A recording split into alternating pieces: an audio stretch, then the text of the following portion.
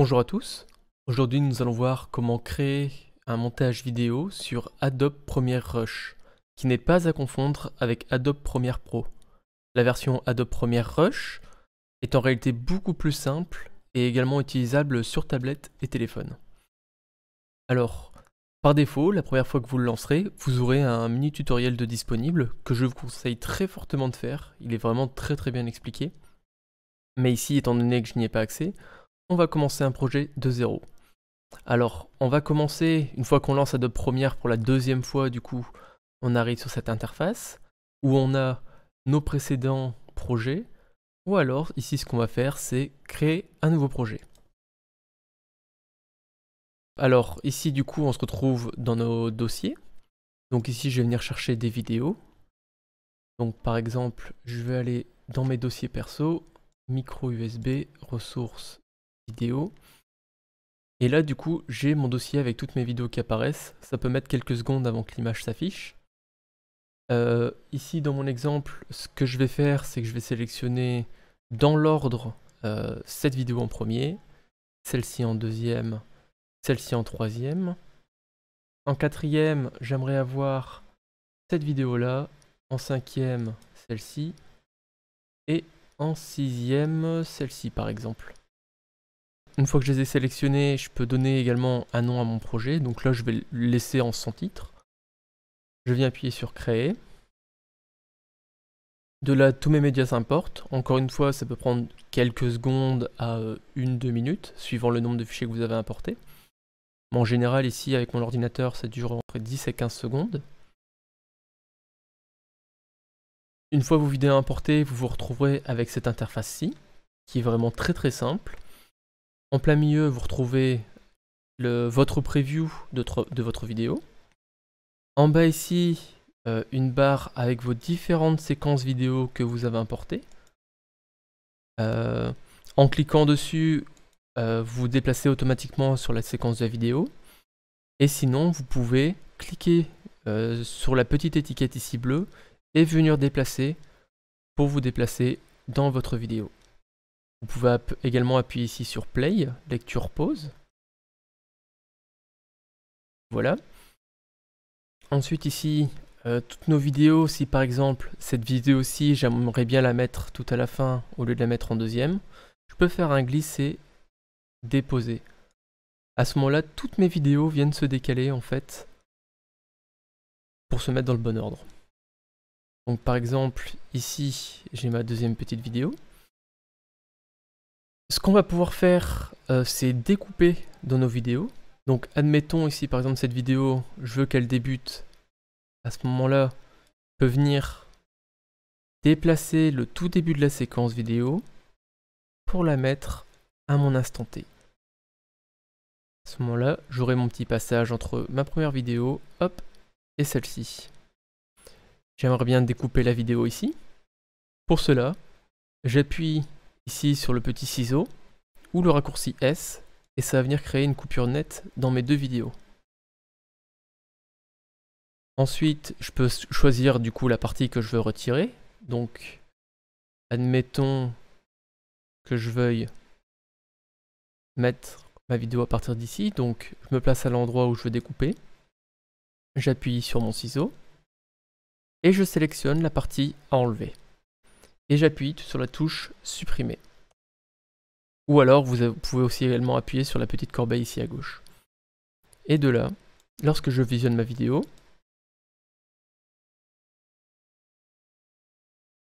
elle s'est bien placée dans le bon ordre et j'ai retiré la partie qui ne m'intéressait pas. Pour monter votre vidéo, c'est vous vous placez à l'instant où vous voulez faire une découpe. Vous vous placez ensuite à l'autre moment où vous voulez découper. Vous appuyez sur le petit ciseau. Vous sélectionnez la partie dont vous ne voulez pas et vous supprimez. Automatiquement, votre vidéo va se découper et se coller l'une à l'autre. Ce que vous pouvez faire ensuite, par exemple si la transition entre cette vidéo et cette vidéo est trop violente pour vous, vous pouvez par exemple sélectionner cette vidéo et sur la droite, vous avez une colonne avec un petit icône ici avec un petit éclair. Vous cliquez dessus et là-dedans, vous retrouvez 4 transitions. Donc par exemple, je peux mettre une transition en fondu enchaîné. Donc je clique dessus, hop, et je vois qu'il y a deux petites marques grises qui se sont ajoutées. Donc si je me place par exemple au début de cette vidéo, au niveau de la transition, quand je mets sur play, je vais voir que ça crée un fondu entre mes deux séquences. Voilà. Alors que par exemple entre celle-ci et la prochaine, c'est une coupure nette. Voilà. Donc ça, c'est ma manière de monter de base. Ce que je peux faire aussi sur la droite ici, c'est modifier mes couleurs. Donc je sélectionne ma séquence dans laquelle je modifie mes couleurs. Et je sélectionne par exemple noir. Comme ça met mon image en noir et blanc. Si je veux rajouter un effet d'accéléré ou de ralenti dans ma vidéo, bon ici ce sera peut-être pas les vidéos les plus visibles, encore que, genre ici au moment où je mets ma main, en fait sur la droite, dans mon panneau de modification donc, j'ai une espèce de petit compteur de vitesse. Je clique dessus. De là, je peux choisir de modifier l'entièreté de ma séquence vidéo à une certaine vitesse. Par exemple, si je change ici ma valeur en 150%, ma vidéo sera accélérée du coup de 50% sur l'entièreté. Mais je peux également choisir de mettre un début et une fin à cet accéléré ou à ce ralenti. Par exemple, si je décide que ça commence à accélérer à partir de ce moment-là, et que ça termine d'accélérer à ce moment-là, bah ma modification de vitesse se fera uniquement entre ces deux parties ici. Donc là par exemple si je mets une vitesse de 300% admettons, et que je visionne,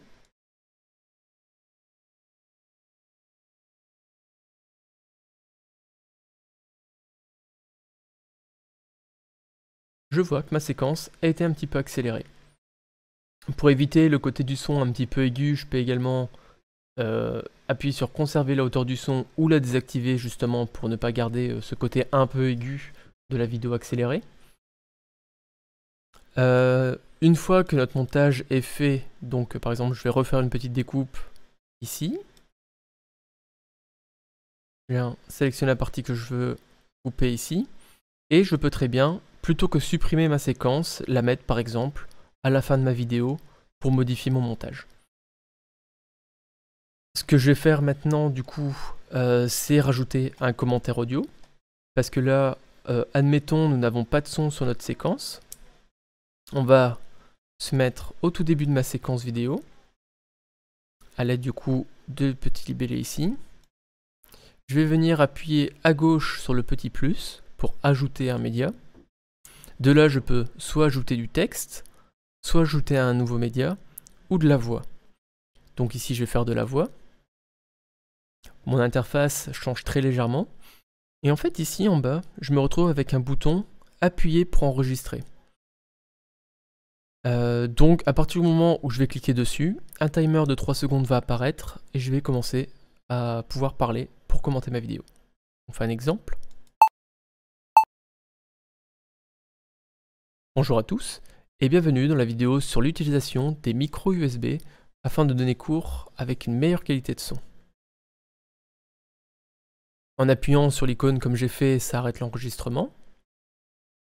Ensuite, par exemple, si je regarde maintenant cette séquence, il y aura mon son que je viens d'enregistrer qui apparaîtra, mais également le son original de ma séquence vidéo qui existait avant. Ce qu'on peut faire, c'est par exemple sélectionner cette vidéo-là. Dans mon panneau de modification à droite, je viens sélectionner mon son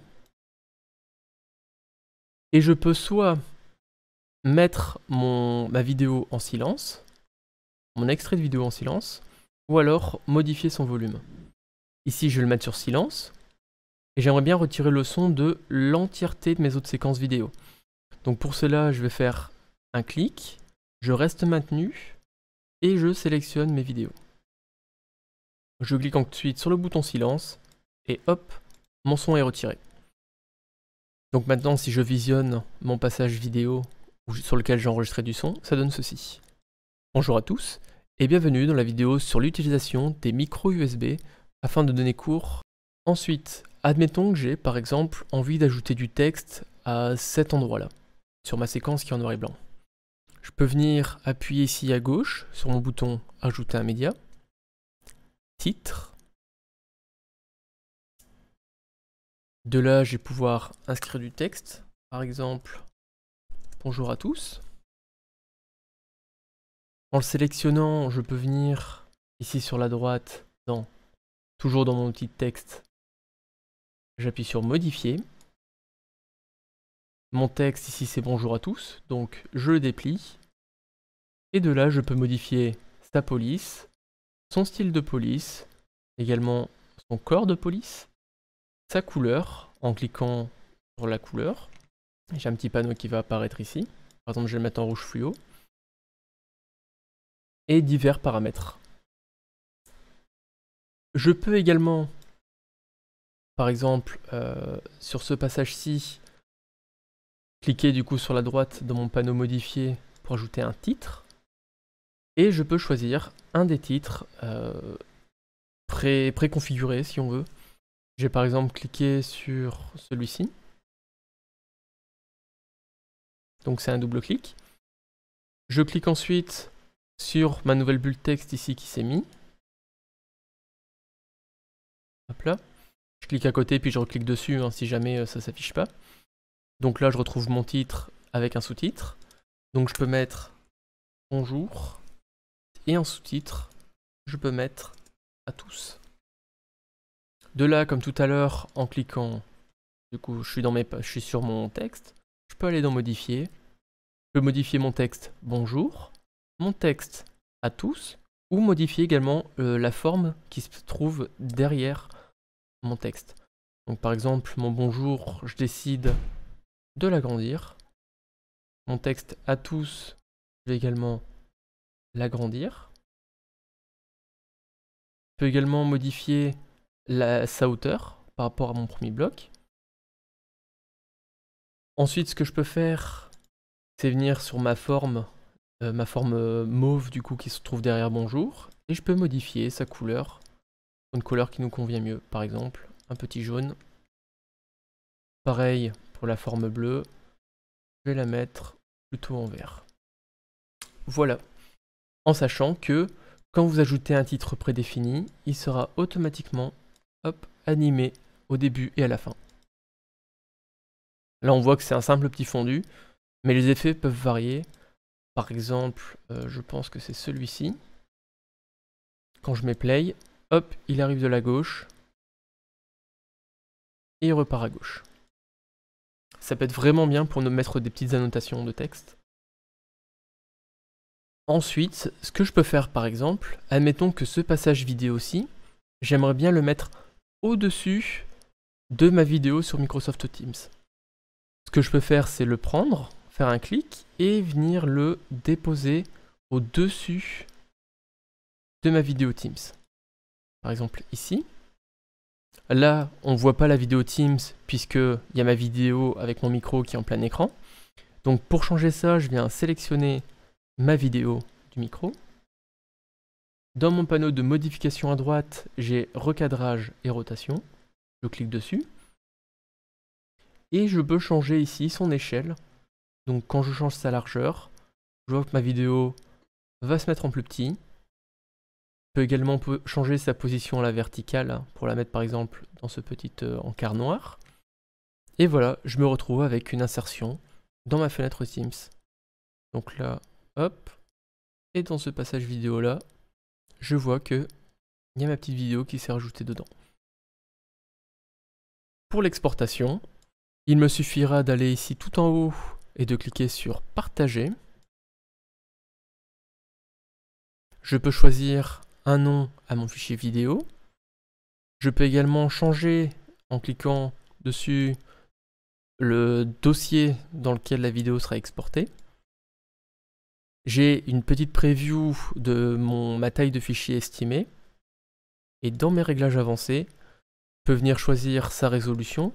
Donc par défaut ici, comme c'est de la vidéo, je vais mettre du 1080. Mais pour des PowerPoint par exemple, vous pouvez très bien utiliser du 720p. Ainsi, ça réduira le poids de la vidéo de moitié. En qualité, je peux également changer si je vois que le poids de la vidéo est vraiment trop important, mais ici je vais laisser en élevé. Pour exporter, j'appuie sur le bouton exporter, et de là je vois ma petite barre bleue qui va progresser. Ça peut prendre quelques minutes, surtout si votre fichier fait par exemple, c'est un fichier par exemple d'1 heure. À ce moment-là, ça peut prendre vraiment un petit moment pour exporter, mais ça dépend vraiment de la puissance de votre ordinateur.